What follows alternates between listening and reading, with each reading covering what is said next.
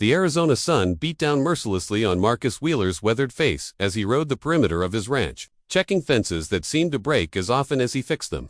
At 62, Marcus had spent the better part of his life working this unforgiving land, first alongside his beloved wife Sarah, and now, for the past 3 years, entirely alone.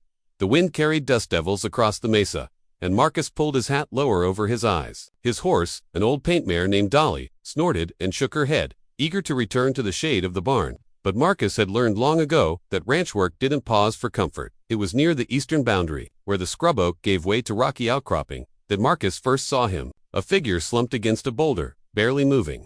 Marcus dismounted cautiously, his hand instinctively moving to the rifle secured to his saddle. "Hello there," Marcus called out, his voice echoing off the rocks. "You hurt?" The man looked up, and Marcus saw immediately that he was Native American, probably in his 40s, with long black hair streaked with silver. Blood had dried on his shirt, and his dark eyes held a mixture of pain and wariness. "Don't speak much English," the man said slowly, his accent thick but understandable. Marcus approached carefully, showing his empty hands. "Name's Marcus Wheeler. This is my land, but you're welcome to rest here. Looks like you're hurt pretty bad." The native man studied Marcus for a long moment before speaking. "Joseph running bear. Horse threw me, hit rocks." Marcus knelt down and examined the wound on Joseph's shoulder. It was deep but clean, probably from scraping against the sharp rocks. "This needs cleaning and bandaging. My house isn't far. Can you ride?" Joseph nodded grimly and, with Marcus's help, managed to stand. The pain was evident in every movement, but he didn't complain. Marcus helped him onto Dolly while he walked alongside, leading them back toward the ranch house. The house sat in a small valley, protected from the worst of the desert winds by a cluster of cottonwood trees that Sarah had insisted they plant 20 years ago. Now they provided blessed shade and the sound of rustling leaves that Marcus had grown to love. "Sit on the porch," Marcus instructed, helping Joseph down from the horse. "I'll get some supplies." Marcus returned with clean water, bandages, and a bottle of whiskey. As he cleaned the wound, Joseph remained stoic, barely flinching, even when Marcus applied the alcohol. "This should heal up fine," Marcus said, securing the bandage. "Might want to stay put for a day or two, let it start healing."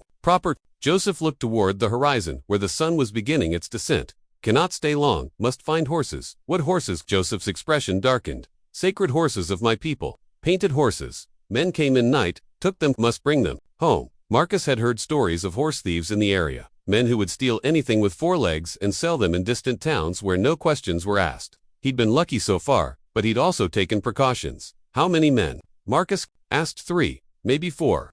"They go south, toward the canyon country." Marcus nodded. He knew the canyon country well. It was perfect hiding territory for men who didn't want to be found. The painted horses Joseph mentioned were probably worth considerable money to the right buyers, especially if they were as special as Joseph seemed to believe. "Well, you're not going anywhere tonight in your condition," Marcus said. "I'll make some coffee, and we can talk about it in the morning." As the sun touched the horizon, painting the sky in brilliant oranges and purples, Marcus set up a small fire on the porch and prepared coffee in his old metal pot. Joseph watched him work, and though he said little, Marcus could sense a cautious acceptance growing between them. They sat in comfortable silence, sipping the strong black coffee as the desert began to cool. In the distance, coyotes called to each other, their haunting voices carrying across the vast landscape. "Good coffee," Joseph said finally. Marcus smiled slightly. "Sarah always said I made it too strong, but it's the only way I know how." For the first time, Joseph's stoic expression softened slightly. "Your woman was 3 years now." Joseph nodded with understanding. "The desert takes much from us." As darkness settled over the ranch, Marcus found himself oddly comforted by the presence of another human being. It had been months since he'd had a real conversation with anyone. And despite the language barrier, something about Joseph running bear's quiet dignity appealed to him. Tomorrow, he decided, he would help this man find his horses. Dawn came early and harsh across the Arizona landscape, but Marcus was already awake, as was his habit. He found Joseph sitting on the porch steps, testing the movement of his injured shoulder with careful, measured motions. "How's the arm?" Marcus asked, settling down beside him with 2 cups of coffee. "Better still hurts, but I can ride." Joseph accepted the coffee gratefully. "You think about what I said." Marcus had indeed thought about it, lying awake much of the night. The smart thing would be to let Joseph heal up and send him on his way. Marcus was no lawman, and he'd worked hard to avoid trouble his entire life. But something about the quiet desperation in Joseph's voice, and the mention of sacred horses, had stirred something in him. "Tell me more about these horses," Marcus said. Joseph's eyes lit up slightly.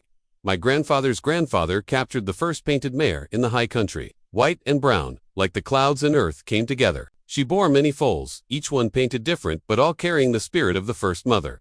Marcus listened intently. He'd seen painted horses before, but never heard them described with such reverence. The horses know the old trails, the sacred places. When young people of our tribe reach manhood, they must learn from the painted horses. But now, Joseph's voice trailed off. Now they're gone. Yes, and without them, the young ones cannot learn the old ways. Marcus stood up. Decision made. I'll help you track them. But I'm not getting into any gun fights. We find them, we figure out a way to get them back without anyone getting killed. Joseph nodded solemnly. That is wisdom. After breakfast, they prepared for the journey. Marcus packed supplies while Joseph examined the tracks around the ranch perimeter. His ability to read sign was remarkable. He found traces that Marcus would have missed entirely. For men, definitely. Joseph reported. They camped here 2 nights ago. Wait for right time. They know the land. Marcus felt a chill. The idea that strangers had been watching his property, planning something, made him uneasy. Which way did they head? Joseph pointed southeast toward Copper Canyon. Good place to hide horses, hard to follow. They rode out under the climbing sun. Joseph, on one of Marcus's spare horses, a sturdy bay gelding named Ranger. The trail was difficult to follow at first, but Joseph had an uncanny ability to spot disturbed ground, broken branches, and other signs of passage. As they rode, they talked. Joseph spoke of his childhood on the reservation, of the government, schools that had tried to erase his culture, and of his return to the old ways as an adult. Marcus shared stories of building the ranch with Sarah, of dreams they'd had that were cut short by her illness. She wanted children, Marcus said as they paused to water the horses at a small creek. We tried for years, but it wasn't meant to be. Sometimes I think that's why she loved this land so much. It was something we could nurture together. Joseph nodded thoughtfully. The land remembers those who care for it. Your woman's spirit is still here. The afternoon sun was brutal, and both men were grateful when they reached a rocky outcropping that provided some shade. Joseph studied the ground carefully, then pointed to a narrow trail that wound between 2 large boulders. They went this way, but they try to hide trail now. We must be more careful. As they followed the increasingly faint trail deeper into the canyon country, Marcus began to appreciate Joseph's skills more fully. The man could read the landscape like a book, noticing things that would have been invisible to Marcus. There, Joseph said suddenly, pointing to a distant ridge. Smoke. Marcus squinted and could just make out a thin wisp of smoke rising from behind the ridge. That could be anyone, but horses need water, and there is only one water source in that direction. They approached carefully, leaving the horses tied well back from the ridge and climbing on foot to a vantage point. What they saw confirmed Joseph's suspicions, a small camp beside a natural waterhole, with at least a dozen horses penned in a makeshift corral. Even from a distance, Marcus could see that several of the horses had the distinctive painted markings Joseph had described, but he could also see 4 men with rifles, and they looked like they knew how to use them. Well, Marcus said quietly, now we found them. Question is, what do we do about it? Joseph studied the camp layout intently. Tonight, he said, when moon sets, we move. As the sun began to set, painting the canyon walls in brilliant reds and golds, Marcus realized he'd committed himself to something far more dangerous than he'd intended. But looking at Joseph's determined face, he knew there was no backing out now. The painted horses were going home. The moon had set, leaving the canyon in near total darkness, broken only by the dying embers of the thieves' campfire. Marcus and Joseph had spent hours observing the camp, noting the patterns of the guards and the layout of the temporary corral. Men sleep, one tends fire, one watches horses, Joseph whispered. When fire tender sleeps, we move. Marcus checked his rifle nervously. He was a decent shot, but he'd never been in a situation like this. His heart hammered against his ribs as they waited for the right moment. There, Joseph breathed.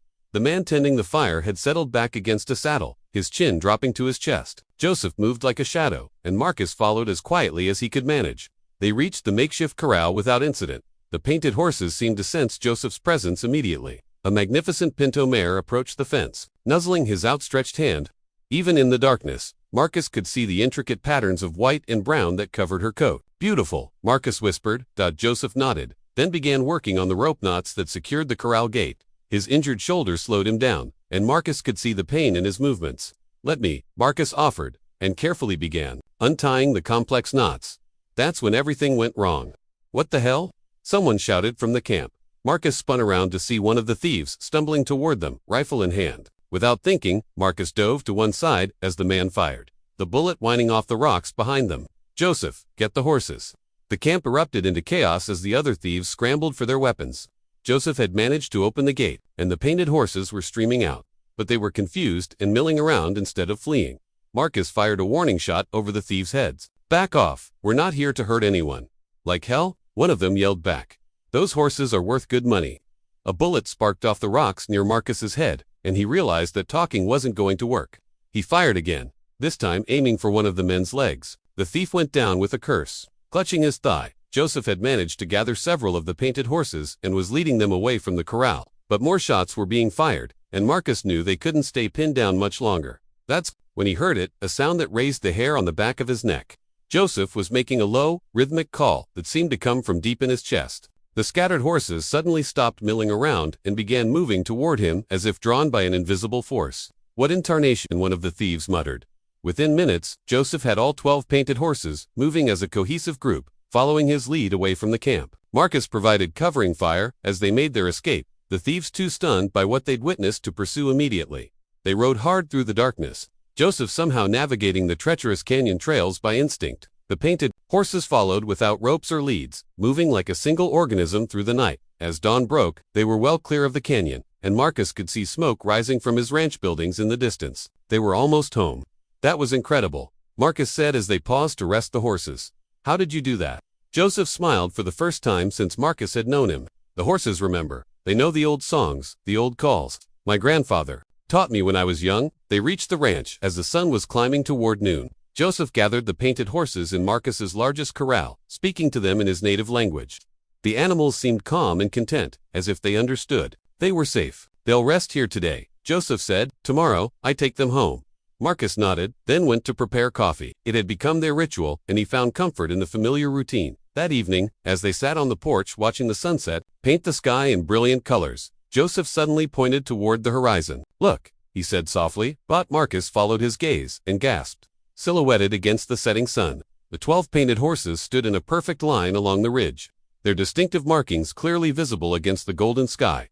They stood motionless for several minutes, as if posing for an invisible artist, before slowly disappearing over the ridge. "They're saying goodbye," Joseph said quietly. "Will I see you again?" Marcus asked. Joseph considered this. The coffee was good. "Maybe I come back sometimes, share coffee with friend." Marcus smiled. "I'd like that." The next morning, Joseph left with the painted horses. Marcus stood on his porch, watching until they disappeared into the vastness of the desert. For the first time in 3 years, he didn't feel alone. His word, Joseph returned a month later, just as the sun was setting. He appeared on the ridge like a ghost, riding the same bay gelding Marcus had lent him for the rescue. They shared coffee without many words. But the silence was comfortable, filled with the understanding between two men who had faced danger together and emerged as friends. From that evening forward, Joseph appeared every few weeks, always at sunset, always ready to share coffee and conversation. And sometimes, just as the sun touched the horizon, the painted horses would appear on the ridge, silhouetted against the dying light, a reminder of the night two unlikely friends had restored something sacred to its rightful place. Marcus had learned that some friendships transcend language, culture, and circumstance. All they require is respect, courage, and strong coffee shared at sunset.